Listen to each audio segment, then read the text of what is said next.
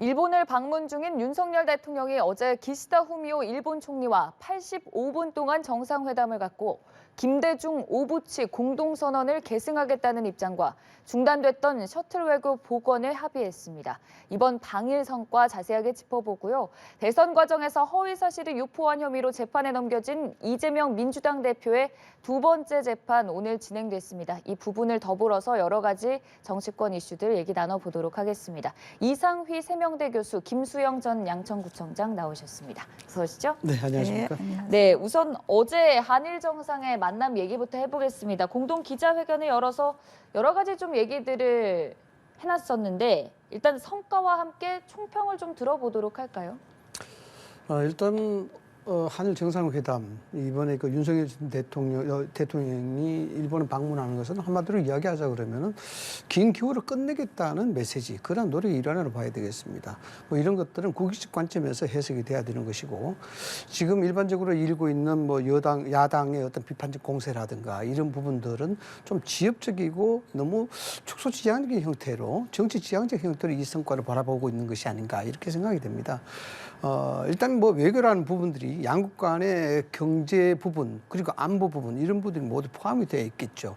특히 이제 경제 부분 같은 경우에는 지난 12년 동안 일본과의 일종의 그 교류가 줄어들면서 그에 대한 경제적 효과 자체가 약 20조 원에 달한다. 그만큼 손실을 봤다는 것이 양국 간에.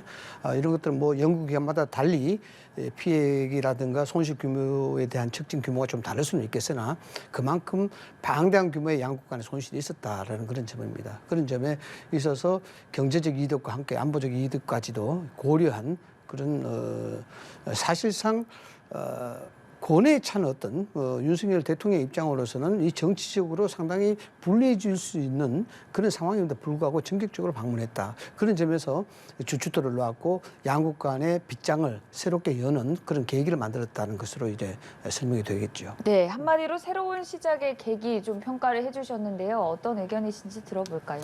네, 뭐 한마디로 실익도 못 챙기고 그리고 국민적 자존심도 버린 외교 참사였다라고 생각을 합니다. 국민적 공분이 굉장히 들끓어 오르고 있는데 앞으로도 더 가중되지 않을까 우려가 됩니다. 실익이라고 하면 경제적인 이익 또 그리고 안보의 이익을 말을 할 텐데요. 안보에 있어서도 굉장히 위험한 상태에 있다.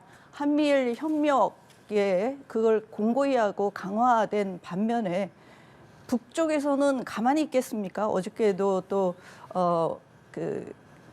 어저께도 또 써가지고 굉장히 좀 힘든 상황에 있는데 안보에 있어서 위험을 더 가중화시키고 북중러 한미일에 대응하는 북중러 협력을 가속화하게 만들어서 결국은 미국을 대신해서 지금 미국과 중국 간의 지금 어려운 상황 속에서 있는데 그 가운데서 신냉전 체제의 그 천병 역할을 선언하고 온 게 아닌가라는 우려가 됩니다. 경제적으로는 그 지금 뭐 수출 규제 해제가 됐다라고 좋아할 일은 아니라고 생각을 합니다.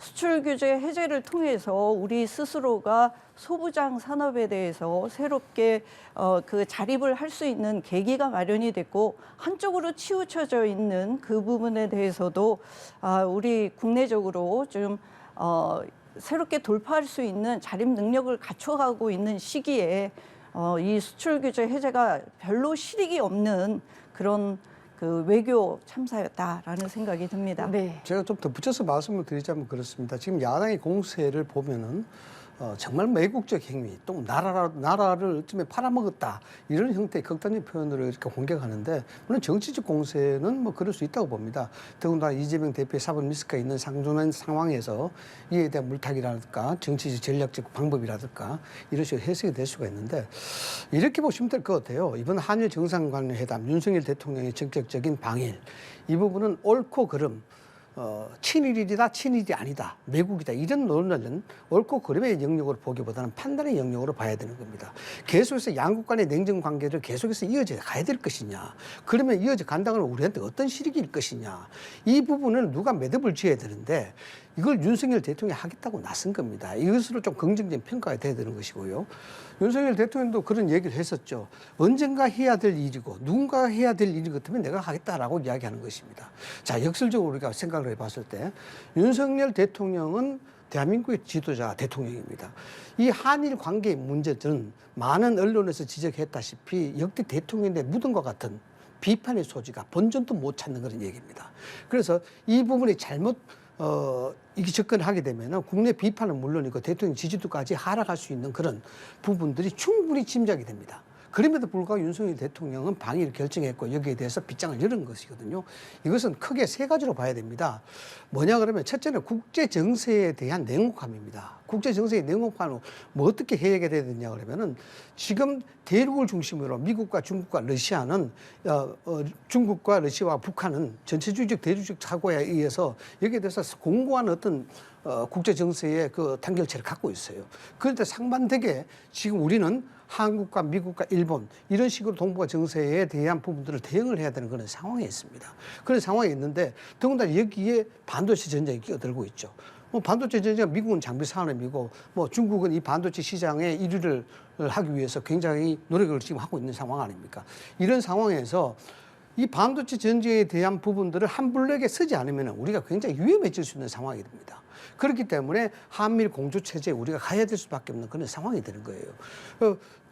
거기에 대한 국제 정세의 냉혹함이 분명히 있는 것이고 여기에 바로 또 안보 상황에 대한 부분도 대두가 되고 있는 것 아니겠습니까? 이런 지금 중국과 미국과의 어떤 냉전적 관계 이런 관계에 있어서 일본에 대한 지리적인 우리에 대한 중요성 이런 것들도 감안한다 그러면 앞으로는 한미일의 공조 체제가 더욱더 공고히 가야 될 수밖에 없는 것이고 세 번째로는 다가올 수 있는 예상될 수 있는 국제 정세 변화, 동북아 정세 변화, 그리고 한일 관계에 있어서 우리가 먼저 빗장을 열어줌으로 인해서 여기에 대해서 주도권을 우리가 먼저 가져갈 수가 있습니다. 그냥 눈에 보이는 성과를 이야기하는 것이 아니라 그런 것들을 고려했을 때 윤석열 대통령의 방위에 대한 평가를 해야 되는 것이지 지금 야당이 주장하는 대로 독도 영유권에 대한 부분들을 확답을 받아라. 또 아니면 여기에 대해서 7광구에 대한 원유에 대한 부분들을 확답을 받아봐라. 사죄를 받아봐라. 이런 식으로 단편적이고 흑백의 논리로서 성과를 강조한다는 것은 굉장히 지엽적인 접근이다. 그건 외교의 성과에 있어서 이거는 일종의 정치 공세에 불과한 것이다라고 볼 수 없는 겁니다. 네. 네, 저 결단하는데 도대체 누구를 위한 결단인지 잘 모르겠습니다. 피해자도 동의하지 않는데 피해자를 위한 결단인지 국민을 위한 결단인지 알 수가 없는 결단으로 윤석열 대통령이 지금 앞으로 있을 그 구상권도 포기하겠다, 하지 않겠다라고 얘기를 했는데 천년만년 집권합니까? 구상권이라는 건 10년 동안 할 수 있는 부분입니다. 근데 그것도 하지 않겠다라고 해서 아예 쐐기를 받고 오셨어요. 국민들이 분노할 수밖에 없는 그런 외교였다라고 하는 거고요. 한미일 협력 중요합니다. 그렇지만 한쪽으로는 항상 상대가 있는 겁니다. 그래서 지도자는 균형 감각이 필요했고 그동안의 정부의 기조는 화해와 협력을 통해서 이 동북아 정세에서 우리가 주도를 해나가겠다라는 것이었습니다. 이거를 지금 냉전 체제로 북중러가 북한이 원하는 대로 갈 수 있도록 이렇게 북중러 협력을 더 강화할 수밖에 없게 만드는 촉발하게끔 하는 이런 외교 방식이 앞으로 우리를 더 위험하게 하지 않겠는가라는 우려가 생기는 것입니다. 구청장님 말씀은 일부 좀 이해는 됩니다만 이렇게 또 보시면 될 것 같아요. 북중러를 더욱더 촉발하는 것이 아니고 이미 북중러에 대한 전체주의적 대륙적 동맹 부분은 이미 가시화되어 있습니다. 여기에 우리가 너무 뒤늦게 다가서는 또 뒤늦게 어떤 수습책을 만드는 그런 형국이다. 좀 많이 늦었다라는 표현이 되는 것이고요. 구상권 청구에 대한 부분, 이 부분에 대해서 민심에 대한 비판, 충분히 예상 가능합니다. 야당의 입장에서도 그건 비판할 수 있는 부분이고요. 그런데 이 부분은 좀 다르게도 또 볼 수가 있는 부분이 있습니다. 국제법상의 원칙에 따라서 했다. 이렇게 이야기하는 그렇습니다만은 윤석열 대통령이 이 부분의 제3자 변제 방식을 이야기한 것은 외교적 부분에서 단순히 당연히 실효적이고 미래지향적 가치에서 접근한 것이에요. 이게 뭐냐 그러면은 좀 설명을 해드리자 그러면은 일괄 타결 협상 이라는 그런 부분이 있습니다. 이게 국제법상의 일반 원칙에 해당이 되는 겁니다. 이것이 양국 간에 특별한 사유가 생겼을 때 이것이 개인의 청구권을 금지하는 대신 국가가 이걸 배상해 준다는 일반 원칙이 다른 것입니다.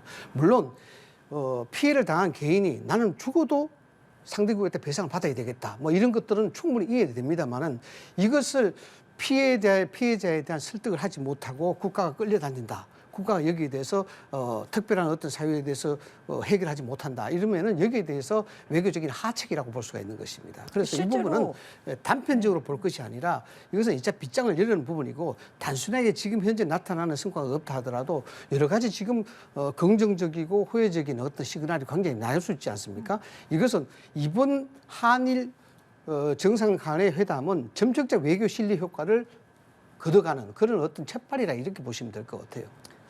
실제로 실효적인 효과는 없을 거라고 봅니다. 피해자들이 받지 않겠다고 그랬어요.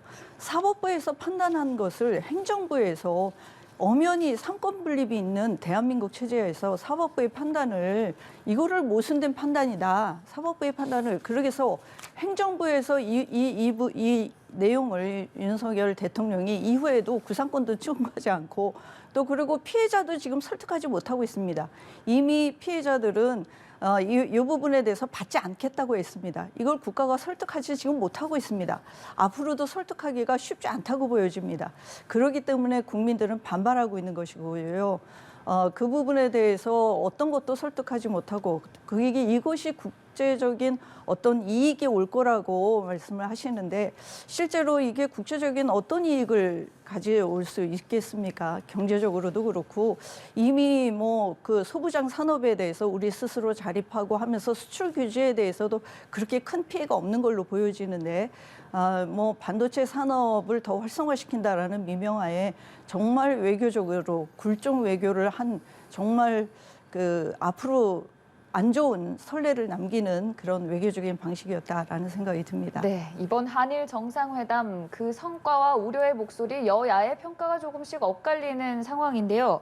그렇다면 좀 친교 부분에 있어서도 얘기를 해보겠습니다. 오므라이스 만찬에 대한 얘기도 화제더라고요. 어떤 부분들 좀 의미 있게 지켜보셨어요?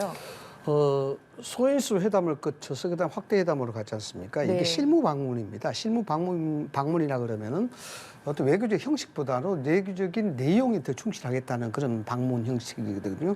그런데 이번 방문을 보면은 국빈 방문이라든가 공식 방문의 형태와 같은 상당히 격을 높여서 실무 방문을 한 것으로 봐야 됩니다. 물론 확대 회담에 대해서 여러 가지 이제 발표가 됐고 그 시간은 뭐 그렇게 길지는 않았습니다만 네.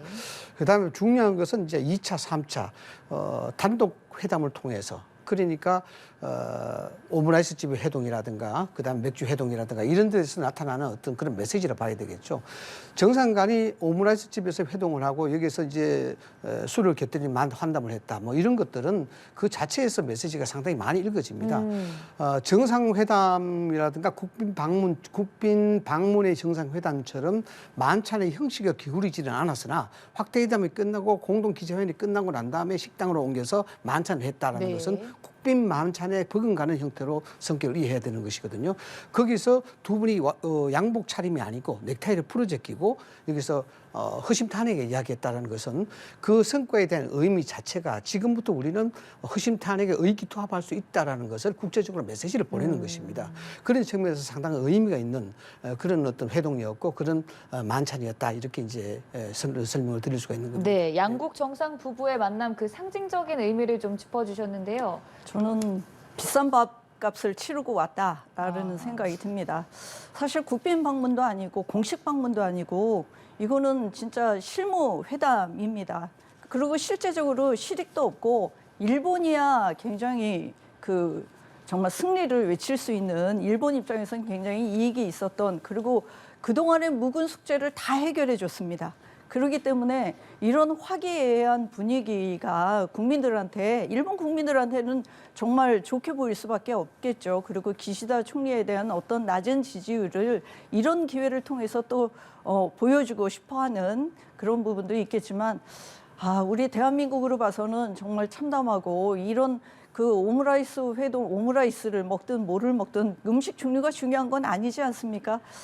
이런 회동을 통해서 정말 일본 국민들한테 보여주는 모습이 참 부끄러웠다라고 말씀드릴 수밖에 네. 없습니다. 뭐 그렇게 말씀하실 수도 있는데요. 제가 조금 전에 말씀을 드렸다시피 이번 방문의 성과에 있어서 사실상 주도권에 대한 문제가 굉장히 중요합니다. 우리가 먼저 빗장을 열고 여기에 대해서 굉장히 과감하게 들어간 겁니다. 그래서 이게 쉽게 이야기하자면 이제부터의 공은 일본 정부에 있는 것입니다. 여기서 외교적인 원칙에 따라 상호성의 원칙과 비례성의 원칙을 굳이 이야기하지 않더라도 앞으로 일본은 한국 정부가 윤석열 대통령이 이렇게 노력에 기울인 데 대해서 확답을 해야 됩니다. 그렇지 않게 되면 국제사회에서 상당한 비판을 받을 수가 있어요. 이런 측면에서 외교적 성과는 눈에 보이진 않지만 굉장히 뛰어난 거라 봐야 됩니다. 그래서 경제적 성과에 대해서 아무것도 없다 또 이렇게 이야기를 하시는데 경제적 성과가 있죠. 지금 이야기하는 뭐 화이트 리스트라든가 그다음에 수출 규제 품목에 대한 해제라든가 이런 것들은 상징적인 의미가 굉장히 큽니다. 더군다나 수출 규제에 들어가던 그 반도체의 3대 핵심 요소에 대한 수출 규제를 푼 것, 이런 것들은 물론 수입의 다변화를 통해서 어느 정도 수입에 대한 의존도를 상당히 낮출 수는 있겠습니다만 지금 글로벌 이 공급망 자체가 그 나라의 철학과 기조를 같이 하는 공급망 형태로 재편이 되고 있어요. 쉽게 이야기하자면 자유주의라고 하면 자유주의 국가들에 한해서 공급망이 그렇게 재편되는 현상을 갖고 있단 말입니다. 그렇기 때문에 우리가 일본과의 이런 부분을 풀지 않으면은 공급망에서 글로벌 공급망에 있어서 상당히 위축될 우려가 있습니다. 더군다나 지금 우리가 반도체에 대해서 엄청난 지금 투자에 대한 계획을 발표하고 있지 않습니까? 그리고 이 부분은 세계에서 상당히 경쟁력이 있는 그런 산업으로 지금 각광받고 있습니다. 이게 지켜내야 되는 부분이죠. 그러기 위해서는 일본과의 이런 부분에 대해서 실효적인 어떤 그런 조치가 절대적으로 필요한 것이죠. 이런 측면에서 한일 방문의 성과를 경제적 관점에서 그렇게 이해를 해야 될 필요가 있다. 저는 그렇게 보는 겁니다. 네, 외교적인 측면에서 좀 방점을 찍어주셨는데 하실 말씀 뭐 있으세요? 네. 뭐 경제적으로 이제 사실 지금 어디에 특히 이제 수출이나 이런 것들을 한쪽에다가 치우쳐서 그렇게 했을 때 당하는 진짜 외교적으로 정말 우리가 2019년, 20년 이런 상황에서 정말 우리 스스로가 그 소재 부품 하나조차도 제대로 만들지 못했던 거기에 대한 반성도 있고요. 점차 그 수출이나 경제나 이런 부분들이 어떤 한쪽에 기울어져서 거기에 의존해서는 안 된다는 것을 뼈저리게 깨달았던 경험이기도 합니다. 그렇기 때문에 소부장 산업을 우리 스스로 자립할 수 있도록 그리고 또 그것이 지금 어느 정도는 공장도 설립하고 또 그렇게 하면서 소부장 산업이 지금 일으켜지고 있는 그런 상황에서 거기에다 찬물을 끼얹는 그런 상황이 돼버렸고요. 물론 수출 규제를 통해서 조금 더 나아질 수는 있겠습니다. 그렇지만 우리 국민들의 영혼을 팔고 또 그리고 이런 과거사에 대해서 어떤 조그만 그 사과도 제대로 받지 못하고 이러면서 자존심을 다 버리면서까지 이런 수출 규제 완화가 이런 실익이 얼마나 그 미래를 담보할 수 있겠나라는 의구심이 듭니다. 네. 이번 만찬 때 김건희 여사와 유코 여사도 또 친교를 다지기도 했고요. 또 일본 언론은 기시다 총리가 이르면 오는 여름쯤에 한국을 찾는 방안을 검토 중이다라는 보도가 나오기도 했습니다. 좀 전향적으로 양국 관계가 좀 끈끈하게 이어지는 모습인데요. 그래서 제가 말씀을 드린 것이 이번 한일 그 정상회담에 대한 성과는 한마디로 추격을 시켜서 이야기하면 앞으로 점층적 실리 외교가 될 것이다. 처음에는 많은 것을 얻지 못한다 하더라도 이것이 주도권을 우리가 가져왔기 때문에 일본이 확답을 할 수밖에 없는 상황이다. 알겠습니다. 그에 대한 외교적인 성과로 본다 그러면은 일본 총리의 한국에 대한 정계 방문이 되겠죠. 만약에 이루어진다 그러면은 상당히 진보된 메시지가 아마 올 걸로 그렇게 보아집니다. 왜냐 그러면은 이제 그에 대해서 화답을 해야 되는 그런 상황이 있습니다. 그래서 이 강제징용 문제를 말미암아 사실 지소미아라든가 여기에 대한 뭐 화이트리스트에 대한 배제라든가 이런 것들이 유발이 됐습니다만 우리가 돌이켜 보면요, 뭐 원점으로 돌아가는 얘기 같습니다만은 당시에 우리가 한일 그 청구권 협상 1965년도에 청구권 협상에 있어서 개인 청구권 자체가 행사되지 않는 걸로 합의가 됐었습니다. 게다가 이게 2018년도에 대법원 판결로 인해서 바뀌었죠. 대법원 판결로 인해서. 그때 당시 대법원 판결이 났을 때도 논란이 많았습니다. 이것이 상당한 양국 간을 경색시키고 여기에 논란이 있을 것이라고 짐작이 됐었습니다. 그래서 물론 뭐 윤석열 대통령도 그런 얘기했습니다만은 이런 부분들은 1965년대 상황과 2018년대 상황이 혼재가 되어 있습니다. 어느 쪽이 맞다 그러더라고 판단할 수 없는 그런 문제가 된 것이에요. 그래서 일본 쪽의 입장에서는 1965년 한일 전국 협상으로 이미 다 됐다라고 주장하는 것이고 우리는 대법원 판례에 따라 아직 멀었다라고 이야기하는 것이고 여기 일본 당신네들이 직접 사과해라는 뜻인데 여기에서 이 부분이 첨예하게 대립되다 보면 이 빗장 자체를 못 열게 되는 겁니다. 그래서 알겠습니다. 윤석열 대통령도 지적했다시피 네. 이걸 조화롭게 풀기 위해서는 소위 말해서 일괄 타격 협상 같은 어떤 국제법의 일반 원칙도 네. 적용할 필요가 있다라고 이렇게 보는 거예요. 그러면 교수님께서 짚어주셨던 일본의 진일 보안 메시지 어떤 부분에 방점이 찍혀서 좀 나와야 된다고 보세요? 지금 저는 오히려 네. 아마 우리가 내놓을 수 있는 것들은 다 내놓고 카드도 다 내놨습니다. 그렇다고 그러면 상호주의에 입각해서 또 일본도 그만한 어떤 사과나 이런 것들이 있어야 되는데 오히려 기시다 총리가 외무상을 할 때 있었던 위안부 합의나 이런 것들도 이참에 오히려 그것도 다시 뒤엎어서 위안부 합의도 다시 해달라라고 요구할 가능성이 더 크다고 보여집니다. 알겠습니다. 독도 문제까지도 또 요구하지 않을까 오히려 더 걱정이 됩니다. 알겠습니다. 한일 간에 얽히고 설킨 여러 가지 문제들도 성과까지 어떻게 풀어나갈지 지켜보도록 하면서 민주당 이재명 대표 얘기도 해보겠습니다. 오늘 두 번째 공직선거법 위반 재판을 받으려고 출석을 했었는데 별다른 얘기를 하지 않고 바로 들어갔거든요. 어떻게 보셨어요, 그 현장? 뭐 예측되는 그런 상황이었습니다. 지금 뭐 기자들 앞에서 이렇게 저렇게 이야기하는 것은 공판에 영향이 좀 있을 수가 있는 것이죠. 또 그런 연장선에서 정치적으로 해석이 된다 그러면은 지금 여러 가지 사법 리스크가 상존돼 있고 이로 인한 민주당 내에 여러 가지 의견이 상존해 있는 상황에서 뭐 그렇게 긍정적인보다는 부정적인 영향이 많다고 봐야 될 것입니다. 문제는 이제 공판에서 검찰이 제출한 여러 가지 증거적 자료를 사법부가 어떻게 판단할 것인가에 대한 문제인데 이미 이제 이를 기간으로 해서 또 31일 날 또 3차 공판까지 또 예정이 돼 있지 않습니까? 네. 이런 상황을 볼 때 이재명 대표의 입장에서는 상당히 곤혹스러울 거예요. 왜냐 그러면은 이재명 대표가 정치인의 대한민국의 유력 정치인의 한 사람으로서 정치 부발 기사가 많이 나와야 되는데 이렇게 자꾸 되면은 사회 부발 기사, 범죄냐 범죄가 아니냐에 대한 부분으로 자꾸 기울이 된단 말이죠. 뭐 이런 부분들은 대중들에게 있어서 상당히 반도덕적인 그런 부분이 도출되기 때문에 곤혹스러운 그런 상황이 이어지지 않을까라고 그렇게 생각합니다. 네, 일단 이재명 대표는 전면적으로 부인을 하는 상황이고요. 이후 재판 과정에서 유동규 전 본부장이나 증인으로 좀 스택해서 출석하는 방안들까지 나오고 있는데 이 재판 양상이 어떻게 흘러갈 거라고 전망하세요? 네, 뭐 지금 선거법 재판은 지난번에 김문기 씨를 아느냐 모르느냐. 네. 예, 이 부분은 그야말로 이것이 사실이냐 인지냐 재판부에서 그 기준을 얘기를 했습니다. 이제 그게 사실인지 인지한 건지 또는 이것을 허위 사실 공표로 볼 것인지 또 이 내용도 고의성이 있는지 이런 것들을 지난번에 좀 다뤘던 것 같고요.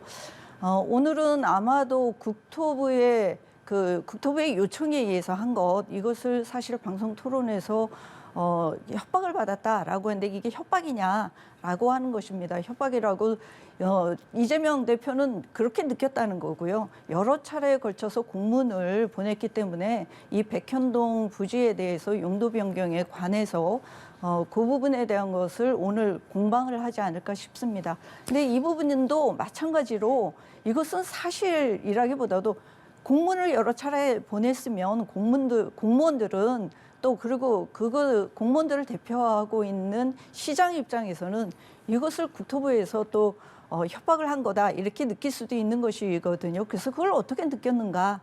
그리고 이 부분을 가지고 사실이냐 인지한 거냐? 인지하면서도 일부러 그렇게 표현한 거냐 이런 걸 가지고 오늘 재판에서 다뤄질 걸로 보여집니다.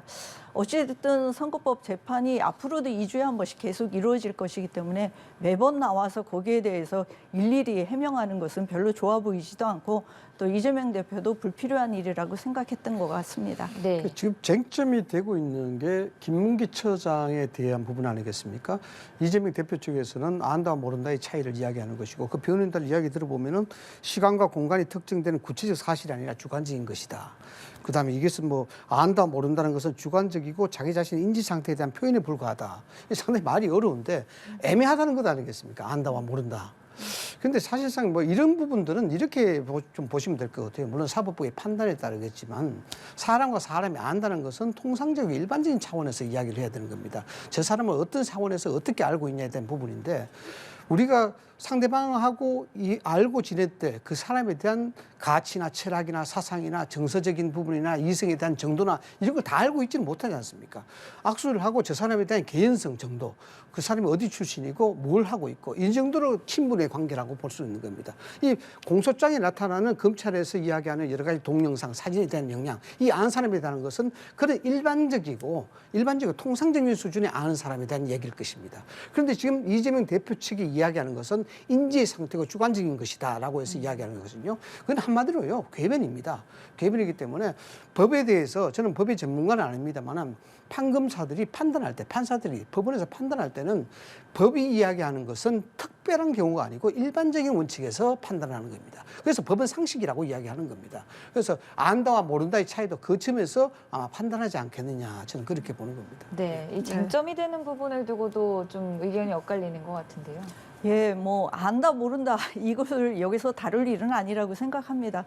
선출직인 공무원들, 뭐 국회의원이나 저나 이제 이렇게 선출직에 가 있는 분들은 국민들을 많이 보기 때문에요. 많은 분들을 또 상대를 하기 때문에 그것을 안다 모른다라고 하는 것은 상당히 주관적일 수 있다. 네. 라는 것을 말씀드리고 싶습니다. 알겠습니다. 네. 참 여러모로 이런 문제들이 계속 이어지다 보니 이 대표의 거취에 대한 우려도 조금씩 나옵니다.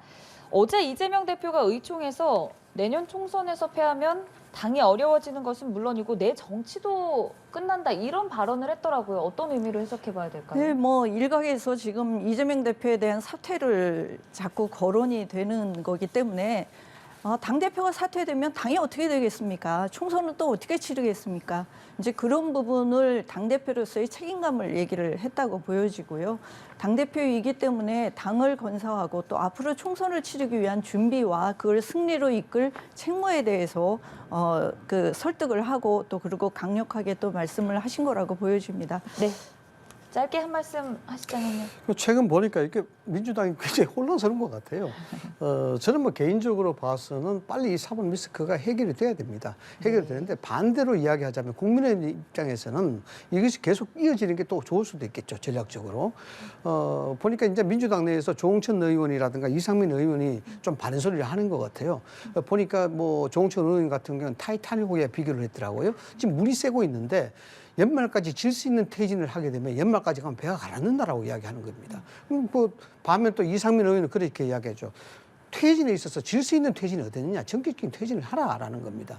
그래서 저는 이런 분들이 사실상 하는 발언들이 당내에서 먹혀들인다 그러면 국민의힘 입장으로서는 상당히 곤란해질 수 있습니다. 왜냐 그러면은 이 총선을 준비하는 데 있어서 민주당 내의 내분이 또는 이재명 대표의 사법 리스크가 정리돼 버리면은 이제 그 공과 화살은 국민의힘 쪽으로 넘어옵니다. 알겠습니다. 빨리. 그렇기 때문에 상당히 민주당으로서는 곤란스러운 지금 상황이 그 되는 거죠. 내분을 또 수습하고 네네. 또 단합하고 또 이렇게 가는 과정에 있다고 보여집니다. 또 그것을 이재명 대표의 리더십으로 이 위기를 잘 돌파할 것이라고 생각합니다. 네, 알겠습니다. 지금까지 김수영 전 양천구청장, 이상일 세명대 교수와 함께했습니다. 고맙습니다.